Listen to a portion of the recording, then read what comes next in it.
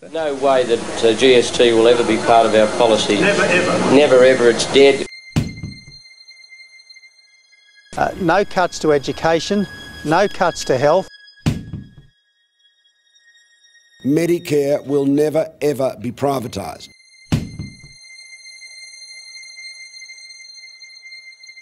So the company tax plan, what is it going to cost over 10 years?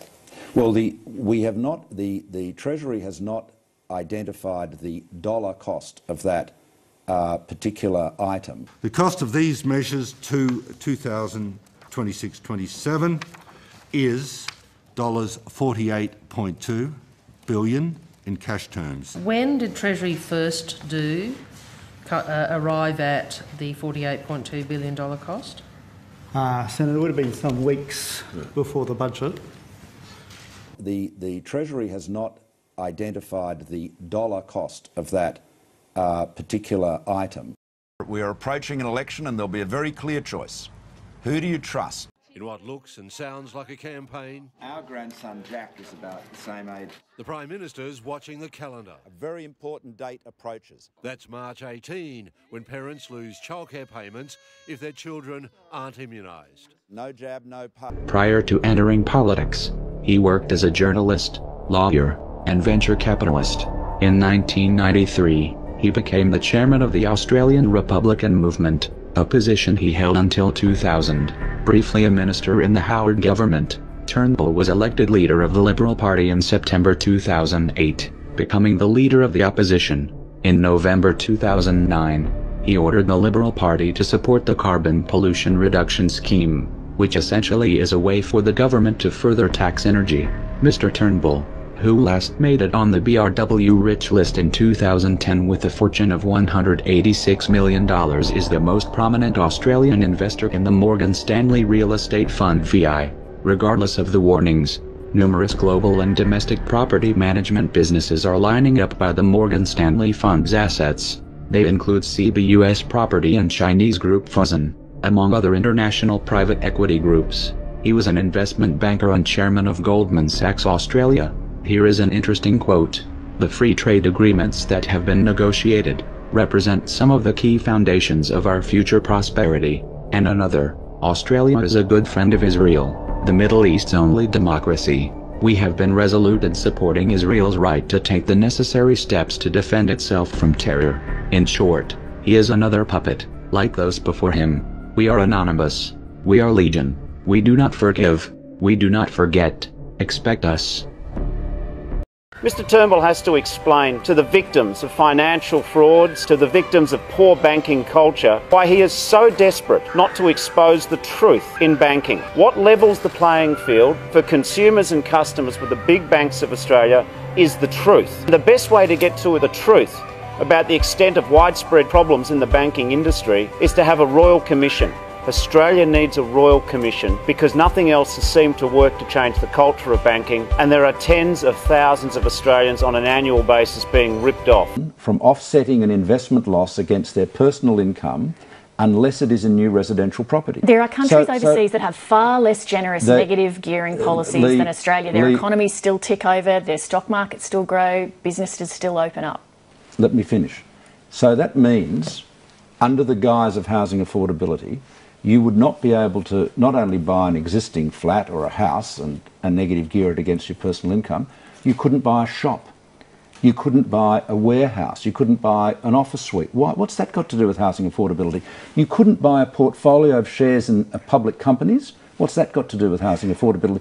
You could not capitalise with a partner, a private company, to start a business and offset that against your income. Now, the reality is that most of us start off with only our human capital, and we start off in life earning some money for ourselves in our profession, in a job, and we leverage that, we borrow money and we leverage that to start something else. Labor is saying you can't do that anymore. But in your first interview with this program as Prime Minister, you said that the first principles of the Turnbull government would be the free market. So why are you now violating that principle by backing negative gearing, which is a government intervention that distorts the market? It isn't, that is so wrong, Lee. I'm sorry to... It's a government policy. No, it's not free market. It is. Negative gearing is is income tax 101. It's not a tax concession at all. What it means is it is a fundamental principle of tax law, and has been forever, that you can deduct from your income the interest expense of money that is borrowed to purchase an income-producing asset. It's a government incentive. It is not. It is a normal tax deduction. The incentives. There are incentives given. We're providing incentives to invest in start-up companies. Superannuation is full of incentives. There are incentives to invest in certain types of projects, water projects, for example. Right across the country, there are tax incentives. Negative gearing is not an incentive. It is simply a basic income tax principle. You've raised housing affordability as well. You seem to assume Australians want housing prices to keep rising when housing affordability is an issue of great concern to many Australians who might like to see housing prices fall. Well, I don't think many Australians who own houses want housing prices to fall. No, but they want their kids to be able to afford them. Let me go on. The reason why housing is not as affordable or accessible as it should be is because we are not building enough houses. Now, let me give you an example of what Labor's policy would do. If you take, under Labor's plan, the only housing that investors can invest in and deduct their losses against their income would be new housing. Now, if you go out to the outer suburbs of Sydney or Melbourne, you will find lots of new subdivisions and new houses, and young couples will be buying house and land packages, and they are the bulk of those buyers for that. Under Labor's plan, they will now be competing with investors. Isn't this going to my point that Labor is setting the agenda here because you are responding to their policy? Well, they have put out a policy that is so ill-considered and so dangerous that it has to be responded to. But just let me come back into the city. Briefly, because I want to go through So we get into the city and we get close to the city and we have lots of apartment buildings. Most of those apartments are often tenanted, so people are renting them. The owners, naturally, are investors. Under Labor's plan, those investors, when they sell, can only sell to home owners. So what will happen is the number of tenantable, rentable properties will contract. Rents will go up. People who can't afford a home but need to rent will have fewer apartments to rent. And, of course, you will end up, because that will bring prices down, fewer new dwellings will be built. What we need is a comprehensive approach to cities, which is part of my government's policy, which will ensure that when we invest in infrastructure in cities, we get outcomes that will deliver more housing availability, planning outcomes that will ensure more dwellings can be built, and hence there will be more affordable housing. All right. Negative gearing wasn't designed for people who can afford to go and buy $1 million, $2 million, $3 million houses or apartments for negative gearing to offset the bulk of their interest payment off their tax. So negative gearing does need to be looked at in the tax system, because I don't think it's fair at the moment. I think it leans very heavily to the high income earners, and that needs to be brought into line, as is hundreds of other aspects of the tax. Right, let's hear brief answers from our panel on this. Prime Minister Malcolm Turnbull once described negative gearing as tax fraud, and in many cases is right. Actually, what Malcolm Turnbull called negative gearing was tax avoidance in a speech in 2005. I don't quite understand why he's now arguing against the proposition he put out before and supporting Labor. And I'm sure if Labor hadn't have introduced a policy on negative gearing, the Conservatives would have, which is the great disappointment of politics today. Why has the Prime Minister changed his view? Well, I think there's a very simple reason. It's all about winning the next election. The Senate is the final stop for the consideration and debate of bills which impact on the people of Australia. And as a Senator for Queensland, I consider every bill on the basis of whether it will be beneficial to the people of Queensland. If it doesn't, I won't support it. If it does, but it needs improvement, I will amend it. In my time in this House, I've acted with honesty and diligence and have done the hard yards for the people of Queensland. And despite the threats of a double dissolution by Malcolm Turnbull, I will not change my approach. The people of Australia come first, not multinational mining companies, not the Chinese government, not the big end of town. The people of Australia do. If the Turnbull government wants to get bills through the Senate, my advice to Malcolm and his colleagues is start writing better bills. Start writing better bills which will benefit the people of Australia, not the rest of the world. Yes, I agree voting needs to be reformed, but the dirty deal done by the Coalition and the Greens delivers extreme reform which will wipe out any chance of everyday Australians being able to enter politics in the future through the Senate. This is not what I call a democratic process.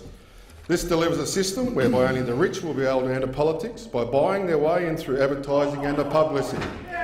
Malcolm Turnbull wants to turn Australia into America.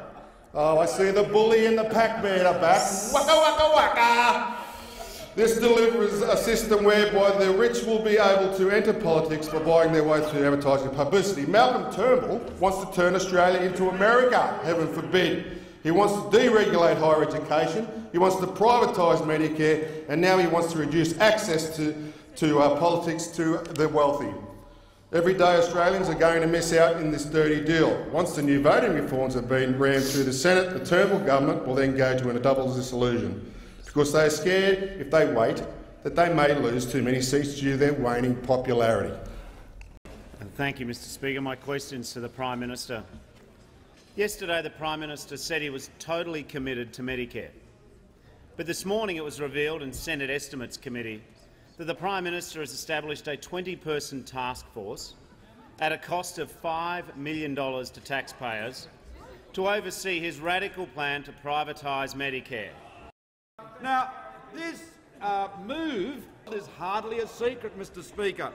It was actually announced in the 2014-15 budget. So obviously the Leader of the Opposition thinks it was hiding in plain sight. There was an expression of interest called for in August 2014, and the current request for quotations are all part of a carefully considered approach. Any outsourcing would only apply to back-office operations and the administrative actions of making payments to individuals and providers. Hardly a secret, Mr Speaker. Outsourcing. Hardly a secret, Mr Speaker. What political parties say they will support and oppose one time is not necessarily ultimately what they will do. Medicare will never ever be privatised.